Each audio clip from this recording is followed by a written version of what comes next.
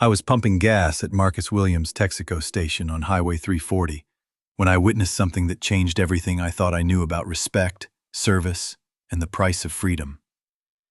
My name's Frank Delgado, and I've been the county fire chief here in Cedar Ridge, Colorado for 22 years.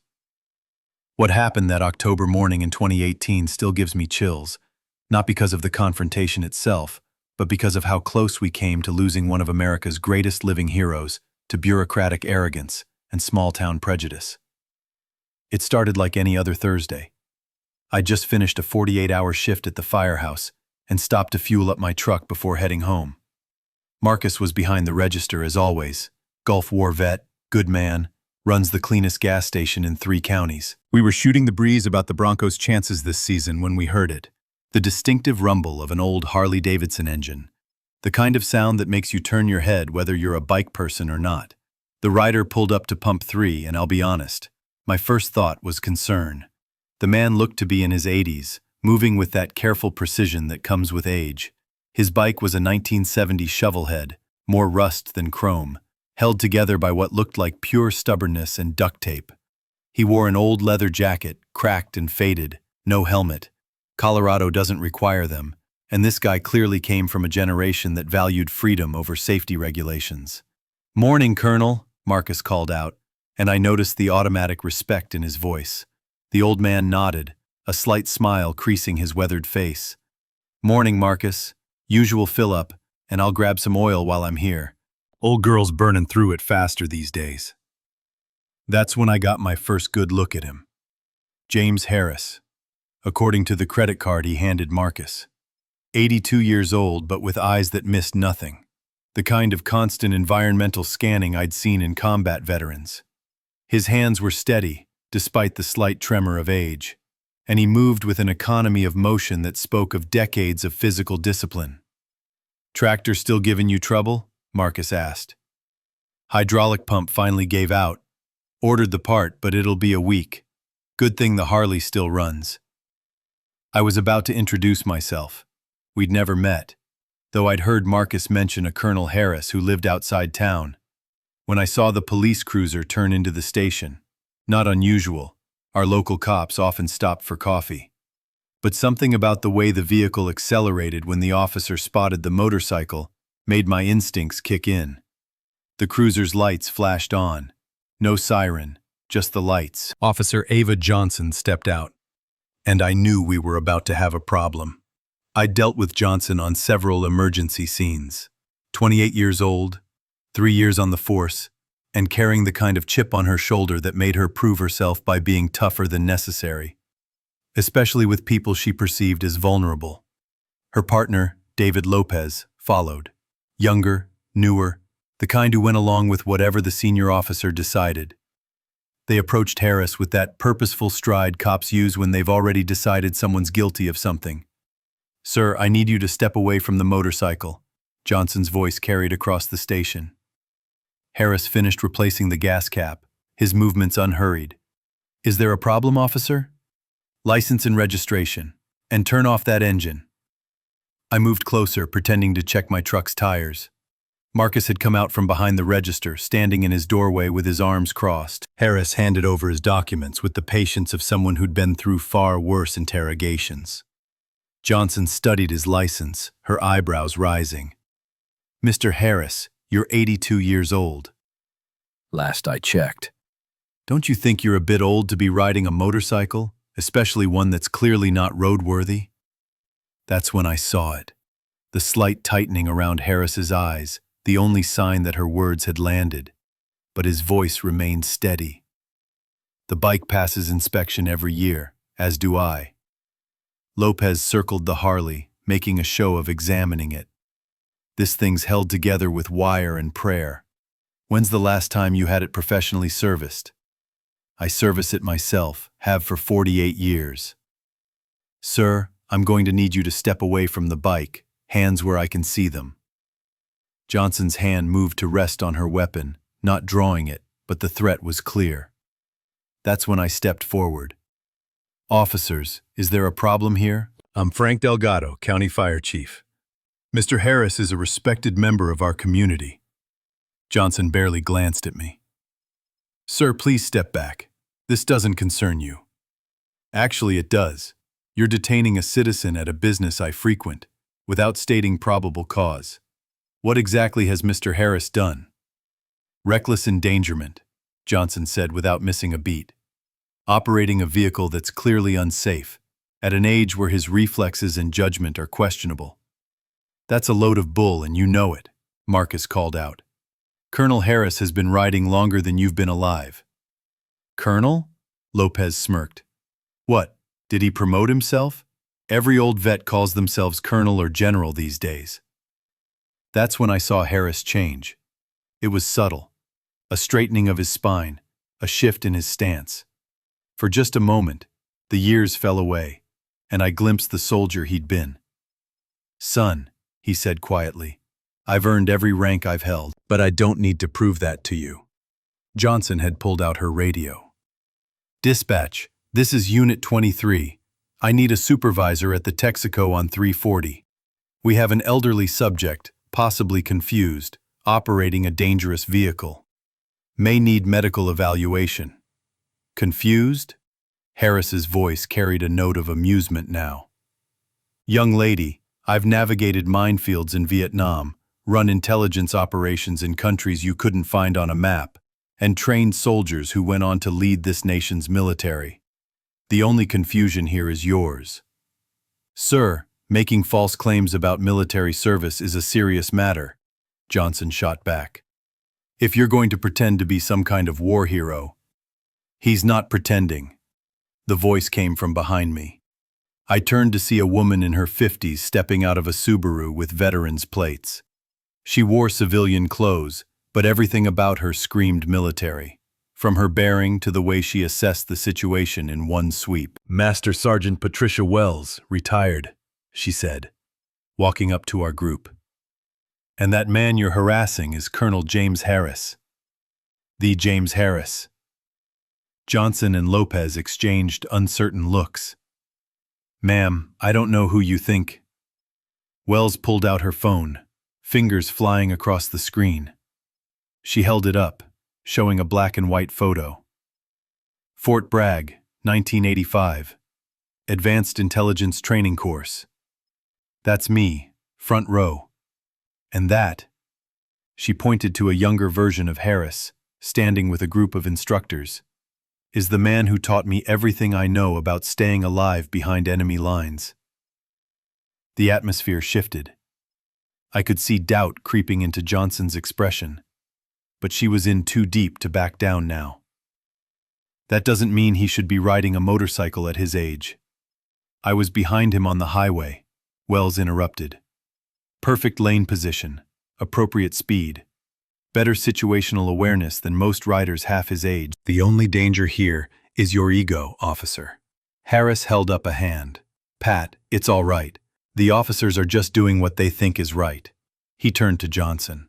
Though I am curious, how many motorcycle accidents involving elderly riders have you responded to this year?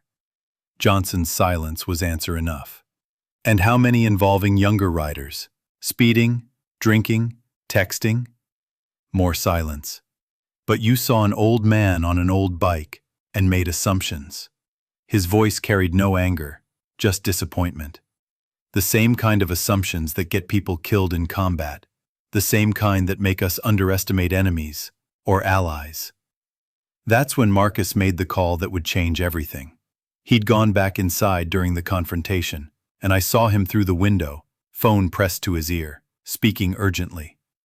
I couldn't hear the conversation, but I saw his eyes widen, saw him nod repeatedly.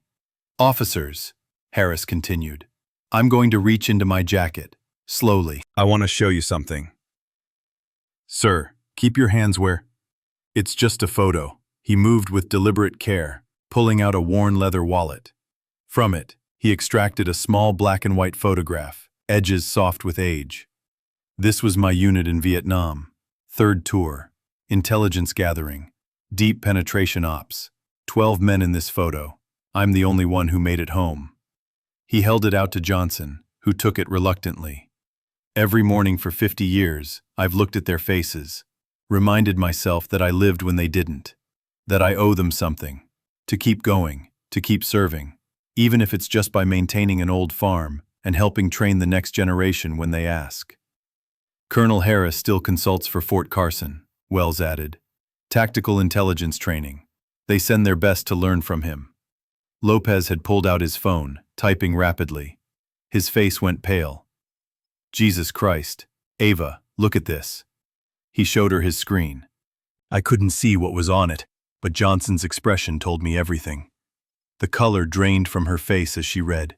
Give me the phone, Harris said quietly. Lopez handed it over without argument. Harris looked at the screen.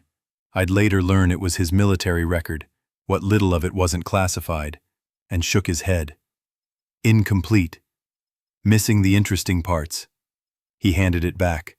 The parts that would explain why a small town in Colorado was the only place I could find peace after everything I'd seen and done. That's when we heard them. Engines. Lots of them. The deep rumble of military vehicles moving fast. I turned to see a convoy coming down Highway 340, 5 Humvees and 2 transport trucks, moving in formation at well above the speed limit. They turned into the gas station with precision, forming a semicircle around us. Doors opened, and soldiers poured out. Not weekend warriors. These were active duty, combat ready, moving with the coordinated precision of elite troops. From the lead vehicle, a captain emerged. Mid-40s, weathered face, the kind of 1,000-yard stare that comes from too many deployments. He walked straight to Harris and snapped a salute that could have cut glass. Colonel Harris, sir. Captain Michael Torres, 2nd Battalion. We received a call that you were in need of assistance. Harris returned the salute with the same precision. Captain, I appreciate the response, but this is just a misunderstanding. With respect, sir, no misunderstanding is acceptable when it comes to you. Torres turned to Johnson and Lopez, and his expression could have frozen hell. Officers, are you aware of who you've detained? We were just, Johnson started. Colonel James Harris, Torres cut her off. His voice carrying the kind of authority that comes from commanding soldiers in combat. 3 tours in Vietnam, starting when he was 18. Intelligence operations in Laos and Cambodia that are still classified. Cold War operations in East Germany that helped prevent World War III. Desert Storm, where he ran intelligence networks that saved thousands of lives. Afghanistan, where at age 71 he came out of retirement because his country needed him. With each word, Johnson seemed to shrink. Lopez had taken several steps back, looking like he wanted to disappear entirely. This man, Torres continued, has trained half the intelligence officers currently serving in special operations. He's forgotten more about warfare than most of us will ever know. He has 2 Purple Hearts with clusters. That means he was wounded in combat 5 times and kept serving. A Distinguished Service Cross, 1 step below the Medal of Honor. 2 Bronze Stars for valor, a Silver Star for gallantry in action. The silence was deafening. Even the highway traffic seemed to pause. And you stopped him for riding a motorcycle while old? Torres's voice dripped contempt. But Harris raised a hand. Captain, that's enough. These officers didn't know. How could they? I'm just an old man on an old bike. They see what they expect to see. Sir, with respect, that's exactly the problem, Torres replied. Judging without understanding, assuming without asking. It's the kind of thinking that gets people killed in combat and destroys communities in peacetime. That's when I noticed the other soldiers. They'd formed up in ranks behind Torres, standing at parade rest. 50 of them, maybe more, all watching Harris with something approaching reverence. One of them, a staff sergeant with a prosthetic leg, stepped forward. Colonel, you probably don't remember me. Staff Sergeant Davis. You visited me at Walter Reed in 2009. I just lost my leg to an IED. Was ready to give up. Harris studied him. Tommy Davis, from Indiana. You had a photo of your daughter on your nightstand. Sarah, right? She'd be, what, 15 now? Davis's eyes filled with tears. 16, sir. Just got her driver's license. Because you told me she needed her father, even if he only had one leg. You saved my life that day, sir. Not in combat, but after. Another soldier stepped forward. Then another, each with a story. Harris had trained them, mentored them, visited them in hospitals, written recommendations that changed their careers. The gas station had become a gathering place for lives he'd touched. Johnson's hand shook as she handed Harris back his license. Sir, I'm so sorry. I didn't know. And that's the first honest thing you've said this morning, Harris replied, not unkindly. You didn't know, but instead of trying to learn, you assumed. Instead of listening, you commanded. That's not policing, young lady. That's bullying with a badge. The words hit home. I saw Johnson's face crumble, saw her struggling to maintain composure. Lopez looked like he wanted to throw up. I have a question for you, Harris continued. Why did you become a police officer? Johnson blinked, surprised by the change in direction. To help people, to serve my community. And how were you helping me, an old man who'd committed no crime, broken no law, hurt no one? Silence. Power without wisdom is just tyranny, Harris said. A badge doesn't make you right, it makes you responsible. Responsible for treating every citizen with dignity until they prove they don't deserve it, not the other way around. Captain Torres stepped forward. Colonel, what would you like us to do? We can file a formal complaint, contact the mayor, the governor if necessary. This kind of treatment is unacceptable. Harris shook his head. No need for that, Captain. These officers have learned something today. Haven't you? Johnson nodded, unable to speak. Lopez managed a weak, yes, sir. Then we're done here. Harris turned back to his motorcycle. I still need to get that hydraulic pump for my tractor. Sir, Torres said, at least let us escort you. It would be an honor. Harris considered this. Tell you what, Captain. How about you and your soldiers follow me to the farm? I've got fresh coffee and some stories you might not have heard. Seems a shame to waste a gathering like this. The captain's face lit up. It would be our privilege, sir. As Harris mounted his Harley, I noticed something. Despite his age, despite the arthritis that must have plagued his joints, he swung his leg over with the fluid grace of someone who'd done it thousands of times. The engine roared to life, that distinctive Harley sound that had started this whole incident. Johnson stepped forward one last time. Colonel Harris, can I ask you something? He looked at her, waiting. How do you do it? How do you stay so calm after everything you've seen, everything you've done? Harris considered the question. You know what the hardest part of war is? It's not the fighting. It's coming home. It's learning to live in a world that doesn't understand what you've carried. It's finding peace with your ghosts. He revved the engine slightly. I ride this old bike because it reminds me I'm still alive, still moving forward. Every morning I wake up is a gift my fallen brothers didn't get. So I try to honor them by living well, by helping when I can, by not letting bitterness win. He looked at Johnson with something like compassion. You're young. You'll make mistakes. The question is, will you learn from them? Will you be better tomorrow than you are today? Yes, sir, Johnson said quietly. I will. Then you might make a good cop yet.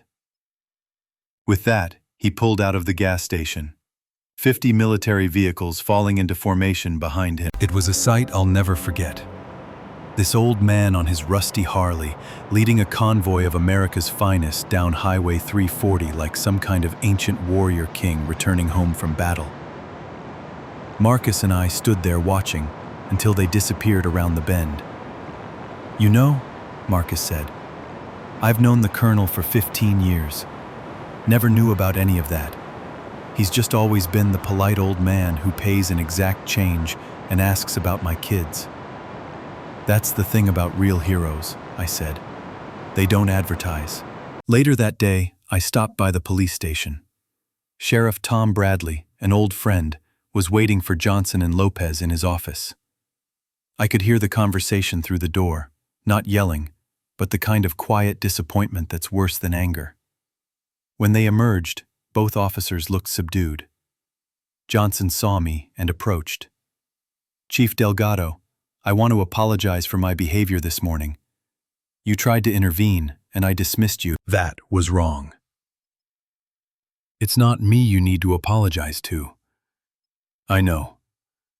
Sheriff Bradley has arranged for me to visit Colonel Harris tomorrow, to apologize properly. And, she paused, he's enrolled both Lopez and me in a cultural sensitivity and de-escalation training program, with a focus on veteran relations. That's a start. Can I ask you something? You seem to know who he was, at least partially. How? I thought about it. I didn't know the specifics, but after 30 years in emergency services, you learn to recognize the real deals. The way he carried himself, the way Marcus treated him with automatic respect, the way he handled your confrontation.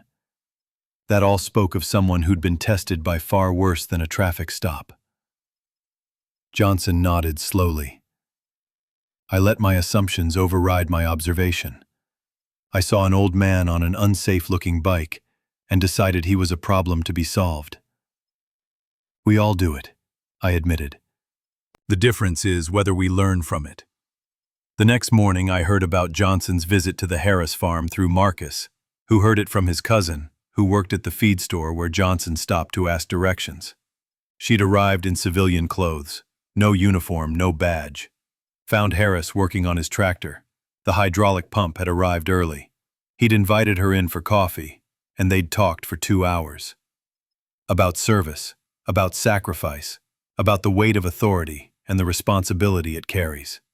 When she left, she was crying. But Marcus's cousin said they looked like healing tears, not painful ones. Over the next few months, I watched Ava Johnson transform as an officer. She became known for her patience, especially with elderly citizens. She started a program where officers would do welfare checks on veteran residents, not as law enforcement, but as community support. She and Lopez became regular volunteers at the Veterans Center. And Colonel Harris? He went back to his quiet life on the farm. Still rides that old Harley to town when his tractor needs parts. Still fills up at Marcus's station. Still pays in exact change and asks about people's families. But something had changed in Cedar Ridge. Word spread about what had happened, about who James Harris really was. Not the classified details. Those remained locked in government files and the memories of those who'd served with him. But the understanding that heroes walk among us, disguised as ordinary people living ordinary lives. The town's treatment of veterans shifted. Small things. Discounts without being asked. Respectful nods. Patience with those obviously struggling with invisible wounds. The high school started a program where students interviewed veterans for oral history projects. The library created a Veterans Resource Center. And every Veterans Day, Colonel Harris is invited to speak at the town ceremony. He always declines politely, suggesting they ask someone who enjoys public speaking. But he always attends, standing in the back, wearing that same old leather jacket. Last year I saw him there and stood beside him as the names of the fallen were read. When they got to the Vietnam section, I watched his lips move silently, reciting names not on the official list. The ones from that photograph he carries.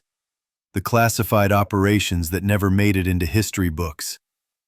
You know, he said quietly, they always thank us for our service. But the real service isn't what we did over there. It's what we do here, every day, trying to be better than we were. Trying to make sure the next generation doesn't repeat our mistakes. I thought about Johnson, transformed from an arrogant rookie into a compassionate officer. About the soldiers who'd rallied to defend their old commander. About a community learning to see beyond surfaces. Seems like you're still teaching, Colonel. He smiled. That small, almost invisible expression I'd first seen at the gas station. We're all teachers, Frank. Every interaction is a lesson. The question is, what are we teaching? The ceremony ended and the crowd began to disperse. Harris headed for his motorcycle, moving perhaps a bit slower than he had 2 years ago, but still steady, still determined. "Colonel," I called out, "ride safe." He threw a leg over the old Harley with practiced ease, the engine rumbling to life with that distinctive sound that had started everything. "Always do, Chief. Always do." As he rode away, I thought about that morning at the gas station, how close we'd come to a very different outcome. What if Marcus hadn't made that call? What if Master Sergeant Wells hadn't stopped for gas? What if those soldiers hadn't responded? But they had, because that's what warriors do. They protect their own, especially those who've earned the right to rest, but choose to keep serving in their own quiet ways. I still stop at Marcus's station every Thursday morning. Still see Colonel Harris occasionally, usually on that old Harley that sounds like thunder and looks like it's held together by will alone. We nod, exchange pleasantries, go about our days. But I know now what I only suspected then, that heroism doesn't announce itself with medals and uniforms. Sometimes it wears an old leather jacket and rides a rusty motorcycle. Sometimes it teaches patience to arrogant young cops. Sometimes it plants flowers and fixes tractors and lives quietly, carrying memories too heavy for most of us to imagine. And sometimes, if we're lucky, we get to witness the moment when the world recognizes what was there all along. They say you can't judge a book by its cover. In Cedar Ridge, Colorado, we learned you can't judge a hero by his motorcycle, or his age, or his willingness to fade into the background while others take the spotlight. Real heroes don't need recognition, but sometimes recognition needs them, to remind us what service really means, what sacrifice really costs, and what honor really looks like. It looks like an 82-year-old man on a 1970 Harley Davidson, riding home with 50 soldiers at his back, teaching us all that respect isn't about age or appearance or assumptions. It's about seeing people for who they really are, if we just take the time to look. That's the lesson Colonel James Harris taught us that day. It's a lesson Cedar Ridge won't forget. And neither will Officer Ava Johnson, who learned that the badge doesn't make you powerful, wisdom does, compassion does, the willingness to admit when you're wrong does. She's a good cop now, one of the best we have. And every time I see her helping an elderly person, showing patience with a difficult citizen, taking the time to understand instead of just enforce, I think about that morning at the gas station. I think about how one moment of arrogance could have destroyed a career, but became instead a transformation. How one old soldier's patience turned judgment into education, confrontation into compassion. That's real service. That's real heroism. And that's why, every time I hear a Harley engine echoing off the mountains around Cedar Ridge, I remember. Heroes come in all forms. Sometimes they wear uniforms and medals. Sometimes they wear old leather and oil stains. But they always wear dignity, even when the world tries to strip it away. Especially then.